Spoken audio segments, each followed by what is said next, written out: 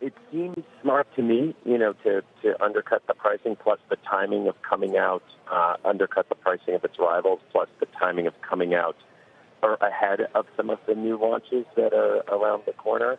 I thought, though, as I think Mark just said, albeit I am not in any way a financial analyst, I'm a content creator, but I think the idea of bundling it with the content, the sales of the product is just the genius move and the one that everyone expected. The assumption that they have an advantage, which is this is not their main business, and they can bundle it with their screens, which is where you watch this content, and it works perfectly in connection with it. In the same way that they offered the free trial on Apple Music for 3 months, I think that you then get hooked with it, and very few people unsubscribe to something once they're on it. Ben, it's Will here. Thanks for joining us, by the way. So is that directly comparable, though, to Apple Music? Because clearly most of their hardware sales are phones, and clearly Apple Music links very well to a phone. But will it work and be so transferable to try and get people to watch TV if they bought an iPhone or an iMac laptop? Well, I think they'll at least want to sample the content. And I know from my own experiences, I'm actually in your hometown in London right now, Wilfred.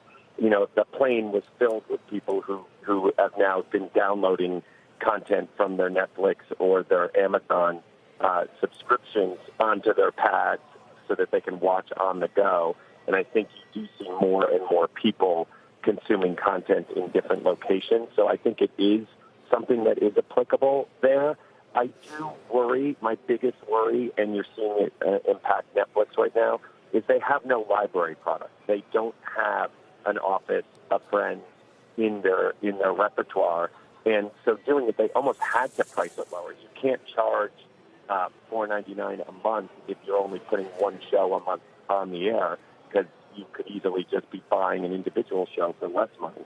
So, vis-a-vis the price proposition and the what you get for it, it feels to me that it kind of has to be bundled at first until they ramp up their content offering and either have a robust amount of originals, much more than they currently have invested in, or they get into the library game and go after catalog content. Because that Netflix context, Netflix was a rerun library and had every movie in the world on it when they started launching their originals. So it's not a apples to apples. It's a very different comparison.